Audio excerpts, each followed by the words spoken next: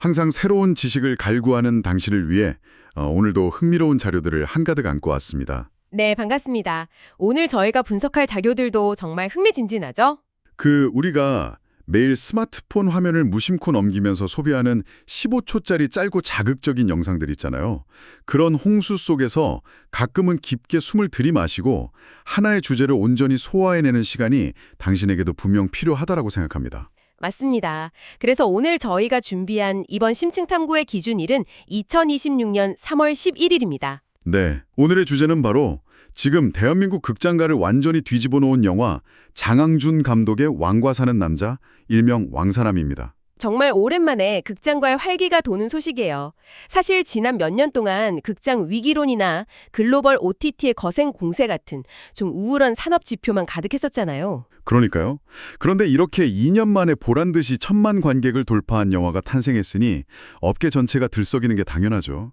그래서 오늘 저희의 미션은 단순히 영화가 흥행했다는 연예 뉴스를 전하는 게 아닙니다. 네, 저희는 연예 매체 테나시아에서 심층 보도된 3편의 기사와 관계자 인터뷰 자료를 아주 꼼꼼하게 바탕으로 삼았습니다. 도대체 이 영화가 어떻게 10대 학생들부터 90대 어르신들까지 전 세대의 마음을 훔쳤는지 그 구조를 완벽하게 해체해 볼 겁니다. 제작 뒤에 숨겨진 피말리는 비하인드 스토리부터 아주 뜨겁게 달아오른 논란, 그리고 이 엄청난 숫자들이 2026년 현재 콘텐츠 산업에 던지는 묵직한 메시지까지. 자, 이 거대한 흥행의 퍼즐 요각들을 오늘 저희가 하나씩 다 맞춰보겠습니다. 이번 자료들에서 제가 가장 흥미롭게 본 부분은요. 이 영화가 걷고 있는 전례 없는 흥행의 속도, 그리고 무엇보다 그 방식입니다. 그 속도 말씀이시죠. 저도 자료를 보다가 제 눈을 의심했어요. 흥행 속도가 그야말로 파죽지세입니다. 표면적으로 나타난 숫자를 넘어서 대중이 현재 컨텐츠에 대해 느끼는 갈증을 아주 정확하게 관통했다는 점이 정말 매력적이거든요. 숫자를 한번 읊어볼까요? 개봉 5일차에 100만 명을 가볍게 넘겼고요. 12일차에는 200만을 까뿐히 돌파했죠. 그리고 마침내 개봉 31일째였던 지난 3월 6일. 네, 누적 관객 1,000만 명을 돌파했습니다. 한국 극장판 역사상 34번째 1,000만 명 영화가 탄생한 순간이었어요. 제가 여기서 제일 놀랐던 대목은요. 800만을 넘고 나서 단 하루 만에 900만을 찍었다는 거예요. 이게 물리적으로 가능한 수치인가 싶더라고요. 이 폭발적인 흥행이 현 시점에서 가지는 의미를 제대로 이해하시려면 전체적인 극장가의 흐름과 연결해 보셔야 합니다. 당신은 우리가 마지막으로 1,000만 영화의 축포를 터뜨렸던 게 언제인지 혹시 기억하시나요? 2024년 아니었나요? 파묘랑 범죄도시 4가 있었잖아요. 정확합니다. 파묘가 주었던 오컬트적인 쾌감, 그리고 범죄도시사가 안겨준 강력한 액션 카타르시스가 당시 극장가를 견인했죠. 네, 시원시원했죠. 그런데 작년, 그러니까 2025년에는 1,000만 영화가 아예 전무했습니다. 극장의 대중의 외면을 받고 있다는 위기감이 최고조에 달했던 그 척박한 상황에서 왕사남이 혜성처럼 등장한 겁니다. 여기서 제가 꼭 짚고 넘어가고 싶은 게 하나 있어요. 앞서 말씀하신 파묘나 범죄도시 시리즈는 시각적으로나 청각적으로 굉장히 자극적인 요소들이 있잖아요. 그렇죠? 피가 튀기거나 귀신이 나오거나 아니면 마동석 배우의 묵직한 주먹이 스크린을 뚫고 나올 것 같은 그런 쾌감이 일종의 흥행 공식처럼 여겨졌단 말이죠. 그런데 왕사남은 그런 조미료가 전혀 없지 않습니까? 그게 바로 당신이 주목해야 할 핵심적인 산업적 의의입니다. 화려한 볼거리나 잔인한 묘사로 시청각을 강하게 자극하는 도파민 중독의 시대, 즉 숏폼 트렌드의 정면으로 역행한 결과물이거든요. 자극적인 양념을 싹 다 뺐다는 거군요. 맞습니다. 자극을 빼고 인간미와 따뜻한 서사라는 컨텐츠의 가장 본질적인 힘만으로 승부수를 띄운 거죠. 마치 현대인들이 디지털 디톡스를 하듯이 말입니다. 극장이라는 아날로그적인 공간에서 가장 인간적인 이야기의 위로를 받았고 그게 대중에게 제대로 통했다는 거네요. 네, 그걸 1,000만이라는 숫자로 완벽하게 증명해낸 겁니다. 영화의 배경을 아직 접하지 못한 분들을 위해 제가 잠깐 뼈대를 설명해 드릴게요. 비운의 왕 단종과 유배지 영월의 촌장인 어몽도의 실화를 바탕으로 하고 있습니다. 아주 묵직한 실화죠. 첩첩산중 유배지에 철저히 고립된 어린 단종, 그리고 목숨을 걸고 그의 시신을 몰래 수습하는 어몽도의 고군분투가 정말 물 흐르듯 이어집니다. 네. 그런데 보통 이런 역사적 비극을 다루면 한국 영화 특유의 공식이 있지 않습니까? 후반부의 감정선을 확 급발진시키면서 억지로 눈물을 쥐어짜는 소위 말하는 심파 말입니다. 바로 그 지점에서 이 영화의 각본이 빛을 발하는 겁니다. 테나시아 자료에 나타난 평단과 관객의 반응을 종합해보면요. 이 영화는 슬픔을 강요하지 않습니다. 슬픔을 억지로 쥐어짜지 않는다는 거군요. 네. 역사적 비극을 다루면서도 과잉된 감정이나 억지 심파가 없어요. 아주 단단하고 개연성 높은 서사로 관객을 극의 세계관 속으로 훅 끌어당깁니다. 거기에 생명력을 불어넣은 배우들의 연기도 절대 빼놓을 수 없겠죠. 신구 세대의 조화가 거의 완벽에 가깝다는 평이 지배적이더라고요. 캐스팅이 정말 절묘했죠. 유해진 배우는 촌장 엄흥도 역을 맡았는데 그 특유의 찰진 생활 밀착형 연기로 자칫 무거워질 수 있는 사극에 현실감을 팍팍 불어넣었고요. 맞습니다. 빌런으로 등장하는 유지태 배우의 압도적인 아우라는 느슨해질 수 있는 극의 텐션을 아주 팽팽하게 조여줍니다. 그리고 진짜 화제의 중심은 단종 역을 맡은 박지훈 배우 아니겠습니까? 네, 아역 배우와 아이돌을 거쳐서 차곡차곡 연기 내공을 다져온 박지은 배우가 이번에 완벽하게 자신의 인생 캐릭터를 만났다는 극찬이 쏟아지고 있습니다. 그 스크린을 가득 채우는 처현한 눈빛 연기가 관객들의 보호 본능을 마구 자극했잖아요. 극장에서 그 눈빛 하나 때문에 숨죽여 눈물 훔치는 관객들이 속출했다고 하죠. 이른바 단종아리라는 신드롬급 현상의 주역이 되었습니다. 하지만 저는 개인적으로 이 모든 판을 짜고 지휘한 장항준 감독의 재발견이 가장 흥미롭습니다. 솔직히 말해서 대중에게 장 감독님의 이미지는 입담 좋은 예능인 혹은 신이 내린 꿀팔자, 김은희 작가의 남편 이런 수식어가 훨씬 더 친숙했잖아요. 유쾌하고 재미있는 술자리에서 제일 웃긴 동네형 같은 느낌이 강했죠. 그런데 이번 자료들을 보면 그가 이 영화로 완벽하게 거장의 반열에 올랐다는 평가를 받고 있어요. 장항준 감독의 진짜 내공이 여기서 제대로 터진 겁니다. 그는 단종의 죽음이라는 무겁고 핏빛 가득한 비극적인 역사를 단순히 권력자들의 비열한 정치적 암투로만 소비하지 않았어요. 시선이 달랐다는 거군요. 오히려 그 역사의 소용돌이에 휘말린 평범한 인간들에 대한 측은지심, 따뜻한 시선으로 풀어냈죠. 이현경 영화평론가의 분석이 이 현상을 아주 날카롭게 짚어냈는데요. 뭐라고 평가했나요? 올드한 이미지의 사극을 장항준 감독만의 터치와 재치를 더해 풀어냈다고 극찬했습니다. 학교의 유머로 소소한 숨구멍을 만들어내는 연출력. 그게 바로 장항준이라는 창작자의 고유한 지문인 거네요. 맞습니다. 펑펑 울고 있는 와중에 피식 웃게 만드는 거. 사실 그 타이밍 맞추는 게 진짜 고도의 기술이거든요. 자, 여기까지 들으면 당신은 아마 감독과 배우가 다 했네 라고 생각하실 수도 있습니다. 겉보기엔 그럴 수 있죠. 그런데 제가 이 자료를 파고들면서 진짜 크게 놀란 건 카메라 뒤편의 이야기였어요. 장항준 감독의 이 숨겨진 저력을 알아보고 무려 150억짜리 판을 깔아준 사람, 바로 온다웍스의 임은정 대표입니다. 네, 대기업을 퇴사하고 차린 본인 회사의 첫 상업 영화로 1,000만을 찍었다니 이건 거의 초짜 제작자의 반란 아닙니까? 하고 생각하실 분들이 많을 겁니다. 저도 처음엔 그렇게 생각했거든요. 초심자의 행운인가 했죠. 하지만 임 대표의 이력을 조금만 깊이 들여다보면 결코 초심자의 행운이 아니라는 걸 바로 알 수 있습니다. 경력이 어마어마하더라고요. 2011년부터 2023년까지 CJ E&M 영화사업부에서 일하면서 국제시장, 베테랑, 불안당, 엑시트 등등 정말 굵직한 한국 영화들의 기획과 투자를 진두지휘했던 뼈가 굵을 대로 굵은 베테랑입니다. 그러니까 대기업의 안정적인 시스템 안에서 쌓을 수 있는 노하우는 다 흡수한 뒤에 밖으로 나와서 자기가 진짜 하고 싶은 이야기를 과감하게 밀어붙인 거네요. 그렇죠. 직장 생활하면서 독립을 꿈꾸는 당신이라면 정말 피가 끓어오를 만한 멋진 스토리 아닌가요? 저는 임 대표가 분석한 이 영화의 흥행 비결이 참 인상 깊었습니다. 아주 복잡한 마케팅 용어를 쓸 줄 알았거든요. 네, 그런데 임 대표의 통찰은 아주 직관적이고 심플했습니다. 사람들이 극장을 그리워했다. 바로 이거였죠. 학생들부터 90대 어르신들까지 같은 상영관에 앉아 영화를 봤다고 해요. 90대 어르신과 10대가 같은 영화를 보면서 공감한다는 게 사실 요즘 같은 세대 분절 시대에 쉽게 가능한 일은 아니잖아요. 정말 이례적인 일이죠. 가족끼리 봐도 전혀 부담 없고 연인들의 데이트 영화로도 훌륭하고 심지어 혼자 가서 박지훈 배우의 연기를 보며 반종아리를 즐기기에도 완벽한 다목적 텐트폴 영화라는 거잖아요. 맞습니다. 게다가 설 연휴를 시작으로 문화의 날, 3.1절 연휴까지 이어지는 달력상의 징검다리 호재도 아주 기가 막히게 맞아떨어졌고요. 여기서 파생된 문화적 신드롬도 꼭 짚고 넘어가야 합니다.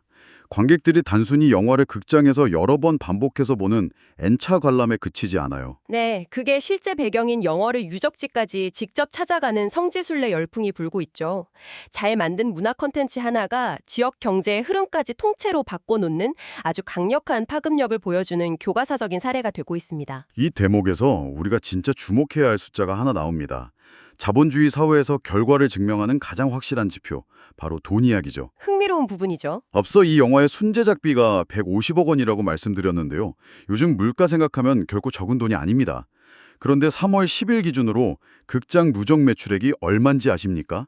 무려 약 1,146억 원입니다. 1,500억 투자로 1,146억의 매출이라 수익률 측면에서 보면 그야말로 초대형 잭팟이 터진 셈이죠. 어마어마하네요, 진짜. 임 대표 본인조차 인터뷰에서 영화의 신, 단종대왕님이 보살펴 주시는구나 싶었다며 벅찬 소감을 전했을 정도니까요. 그럴만합니다. 현재 공동 제작자인 BA 엔터테인먼트의 장원석 대표와 함께 밤낮으로 고생한 스태프들에게 어떤 식으로든 인센티브를 지급할 계획을 아주 심도 있게 논의 중이라고 합니다. 와, 11억 4,600억 원 규모 프로젝트의 인센티브 파티라니 상상만 해도 저까지 기분이 막 좋아지네요.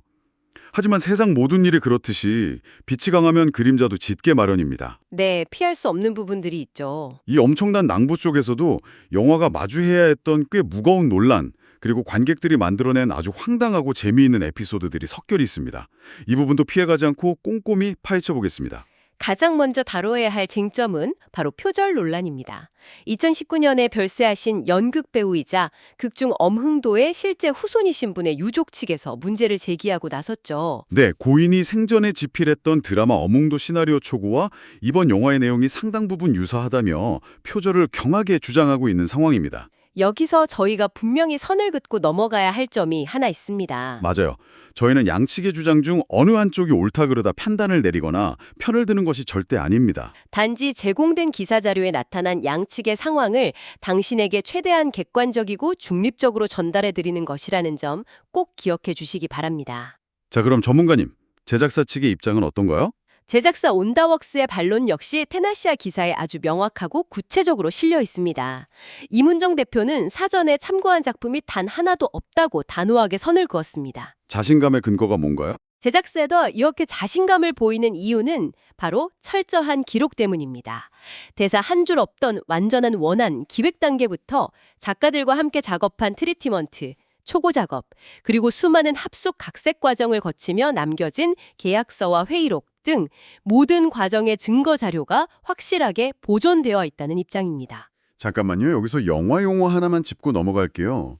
방금 트리트먼트라고 하셨는데 이게 본격적인 대본을 쓰기 전에 씬별로 구체적인 줄거리와 뼈대를 잡아넣는 일종의 설계도 같은 거잖아요. 네, 정확합니다. 그러니까 아이디어가 대본으로 발전해 나가는 그 초기 설계도 단계부터 작가들이 치열하게 고민한 흔적이 고스란히 남아있다는 말씀이시군요. 네, 그 수많은 흔적들이 곧 창작의 독창성을 증명하는 방패가 되는 셈이죠. 현재 내용 증명 등 구체적인 법적 절차가 진행된 건 없다고 합니다만 제작사 측은 명예훼손에 대해 강경하게 대응하겠다는 입장을 표명한 상태입니다. 이 사안은 양측의 입장이 워낙 팽팽한 만큼 앞으로의 경과를 차분히 지켜봐야 할 것 같습니다. 자, 이 무거운 이슈는 상황을 더 지켜보기로 하고요. 이제 분위기를 좀 완전히 반전시켜 볼까요? 영화에 논란만 있었던 건 아니니까요. 관객들이 주도해서 만들어낸 한국 영화계의 길이 남을 아주 유쾌하고 독특한 현상이 하나 빵 터졌죠. 당신 혹시 밤티호랑이라고 들어보셨습니까? 아, 극장에서 영화를 보신 분들이라면 아마 그 호랑이가 등장하는 장면에서 당혹감과 웃음을 동시에 느끼셨을 겁니다. 저도 진짜 깜짝 놀랐거든요. 영화 전체를 통틀어 거의 유일한 오게티로 꼽히는 다소 조악한 퀄리티의 호랑이 휘지 이야기죠. 호랑이 얼굴이 너무 못생기고 촌스럽다고 해서 관객들이 아예 밤티 호랑이라는 귀여운 별명까지 붙여줬습니다. 아니, 명색이 150억이 들어간 대작 아닙니까? 그런데 그 호랑이가 등장하는 순간 관객들 머릿속에 물음표가 수백 개는 떴을 거예요. 저거 동네 뒷산 건강원에서 파는 칡즙 상자에 그려진 그 호랑이 아닌가? 하고요. 하하, 충분히 그렇게 느끼실 만했죠. 도대체 이 깐깐한 제작자와 거장 소리 듣는 감독이 왜 이런 호랑이를 그대로 극장에 걸게 놔둔 건가요? 철저히 비즈니스적인 관점에서 보면 제작자에게는 뼈를 깎는 딜레마의 순간이었을 겁니다. 영화의 개봉 일정이 설 연휴 2주 전으로 확정되어 있었거든요. 아, 시기가 중요하죠. 이런 대작의 흥행을 위해서는 그 시기에 대규모 시사회를 열어서 긍정적인 입소문을 쫙 퍼뜨리는 마케팅 전략이 생명입니다. 그런데 CG 퀄리티를 완벽하게 끌어올리려면 물리적인 렌더링 시간이 훨씬 더 필요했단 말이죠. 아하, 시간 싸움이었네요. 완벽한 호랑이를 얻기 위해 마케팅의 골든타임을 포기할 것인가, 아니면 약간의 허술함을 안고서라도 입소문의 타이밍을 잡을 것인가, 결국 한정된 자원과 시간 속에서 후자를 선택한 뼈아프지만 현실적인 타협이었던 겁니다. 그런데 제가 이 자료를 읽으면서 진짜 소름이 돋았던 감동 포인트는 따로 있었어요. 바로 관객들의 반응이었습니다. 네, 그 부분이 정말 놀라웠죠. 요즘 관객들 눈도비가 얼마나 높습니까? 할리우드 마블 영화에 워낙 익숙해져 있어서 CG가 조금만 어설퍼도 온라인 커뮤니티에서 가루가 되도록 비판하잖아요. 그렇죠. 그런데 관객들이 이 허술한 호랑이를 막 공격하거나 조롱하는 대신에 오히려 귀여워하면서 밈으로 승화시키고 하나의 인터넷 놀이로 즐기고 있다는 거예요. 맞습니다. 임 대표 역시 이 현상을 보고 크게 감동했다고 밝혔습니다. 관객들이 이 영화가 진짜 하고 싶었던 이야기, 그 진정성 있는 메시지에 온전히 공감해 주었기 때문에 CG의 부족함 정도는 아주 넉넉한 마음으로 눈 감아주고 유머로 소비해 주었다는 겁니다. 훈훈하네요, 정말. 물론 제작진은 이후에 이 호랑이 CG를 수정하고 보완하는 결정을 내리긴 했지만요. 대중이 웰메이드 서사에 얼마나 관대해질 수 있는지를 보여준 상징적인 사건이 되었습니다. 관객과 영화가 이렇게 건강하고 유쾌하게 소통할 수 있다는 게 참 신기합니다. 자, 유쾌함하면 이분을 절대 빼놓을 수 없죠. 장항준 감독님 말씀이시군요. 네, 이번 심층 탐구 자료들을 통틀어 제가 제일 크게 빵 터졌던 부분입니다. 흥행만큼이나 화제가 된 장항준 감독의 아무 말 대잔치 공약 퍼레이드. 전문가님도 그 기사 보셨죠? 네, 지난 1월 라디오 생방송에 출연하셔서 아주 호기롭게 던지셨던 그 발언들 말씀이시죠? 맞습니다. 제가 그걸 그대로 한번 읽어드릴게요. 우리 영화가 1000만이 될 리도 없지만 만약 진짜 1000만이 된다면 내 전화번호를 바꾸고 이름도 개명하겠다. 네. 사람들이 길에서 나를 못 알아보게 성형수술을 하거나 아예 다른 나라로 귀화해버리겠다. 심지어는 요트를 한 척 사서 선상 파티를 열고 유명 셰프를 동반해서 랍스터를 뜯어먹겠다. 이렇게 호언장담을 하셨거든요. 감독님 본인도 정말 1000만이 될 줄은 꿈에도 모르고 던진 희극인으로서의 농담이었을 텐데 이게 현실이 되어버렸으니 그야말로 진퇴양난에 빠진 셈이죠. 막상 1000만이 넘어가니까 슬쩍 커피차 이벤트 정도로 타협하고 넘어가려고 하셨던 모양이더라고요. 그러니까요. 이문정 대표가 유튜브로 그 라디오 방송 클립을 다시 보면서 내가 진짜 순간이동해서 저 양반을 마이크 앞에서 끌어내릴까 하고 진심으로 고민했다고 합니다. 제작자 입장에선 아찔했을 겁니다. 임 대표가 일주일 동안이나 감독님을 쫓아다니면서 감독님, 요트나 귀화는 오바여도 눈밑 지방 재배치 수술 정도는 하시는 게 어때요? 라고 설득을 했대요. 눈밑 지방 재배치요? 네. 근데 장 감독님이 끝까지야 그거 하면 내가 내뱉은 공약을 인정하는 셈이 된다. 나는 어디까지나 희극인으로서 농담을 던진 거다. 라며 요리조리 따져나갔다는 후문입니다. 겉으로는 끝까지 뻔뻔하게 농담인 척하시지만 속으로는 아차 싶어서 굉장히 당황하셨을 장 감독님의 얼굴이 눈에 선합니다. 영화 속 인물들만큼이나 현실의 제작자와 감독 케미도 기가 막히게 유쾌하네요. 비록 랍스터 파티나 성형수술은 무산됐을지 몰라도 이런 유쾌한 해프닝 자체가 관객들에게는 영화를 즐기는 또 하나의 큰 애프터 서비스가 되고 있는 셈이죠. 결국 오늘 우리가 짚어본 이 모든 자료들이 가리키고 있는 하나의 결론은 뭘까요? 자극적인 도파민 영상과 15초면 결론이 나는 쇼폼 콘텐츠가 세상을 집어삼킨 것 같은 이 시대에 무려 150억이라는 거대 자본이 들어간 상업 영화가 그 흔한 시각적 자극제 하나 없이 성공했습니다. 네, 엄청난 성과죠.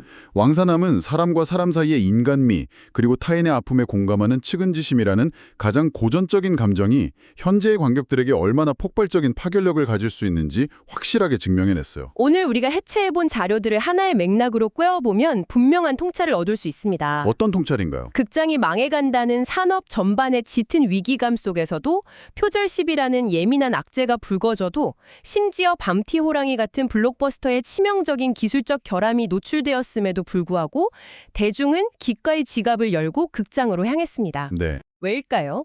바로 영화가 묵묵히 던지는 인간에 대한 위로의 메시지에 온전히 반응했기 때문입니다. 잘 벼려진 이야기와 사람을 향한 따뜻한 시선은 매체의 형태나 유행을 불문하고 언제나 통한다는 것.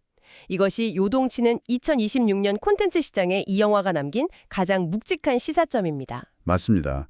디지털 세상이 고도화될수록 우리는 마음을 움직이는 진짜 사람 냄새나는 이야기에 지독하게 목말라 있었던 것 같네요. 자, 오늘 심층 탐구를 마무리하면서 이 방송을 듣고 계신 당신에게 아주 도발적인 질문 하나를 남겨보고 싶습니다. 네, 들어보죠. 우리는 보통 대규모 자본이 투입된 텐트폴 영화, 블록버스터라고 하면 할리우드 스튜디오들처럼 단 하나의 결점도 없는 완벽한 CG와 화려한 시각 효과가 흥행의 필수 조건이라고 굳게 믿어왔습니다. 늘 그래왔죠. 하지만 오늘 다룬 왕과 사는 난자의 흥행 과정을 한번 보시죠. 대본 단계부터 치열하게 쌓아 올린 서사의 진정성, 그리고 배우들의 눈빛이 주는 감정적인 울림이 충분하니까 관객들은 밤티호랑이 같은 기술적 허술함조차 분노나 조롱이 아닌 유쾌한 밈으로 용인하고 넓은 품으로 안아주었습니다. 네. 그렇다면 극장 위기론을 돌파해야 하는 앞으로의 영화 산업이 진짜 천문학적인 자본을 쏟아붓고 집중 투자해야 할 곳은 과연 어디일까요? 수천 대의 컴퓨터가 돌아가며 완벽한 털보숭이 호랑이를 깎아내는 거대한 렌더링 팜 시설일까요? 아니면요? 아니면 수만 번 트리트먼트를 고쳤으며 치열하게 사람의 마음을 연구하고 활자를 깎아내는 시나리오 작가의 낡은 책상 위일까요? 오늘 심층 탐구는 여기까지입니다. 이 질문에 대한 당신의 대답은 어느 쪽으로 기울고 계신가요? 다음 시간에도 당신의 일상을 깨워줄 세상을 꿰뚫어보는 완벽한 지식의 조각들을 정성껏 모아오겠습니다. 긴 시간 함께해 주셔서 감사합니다.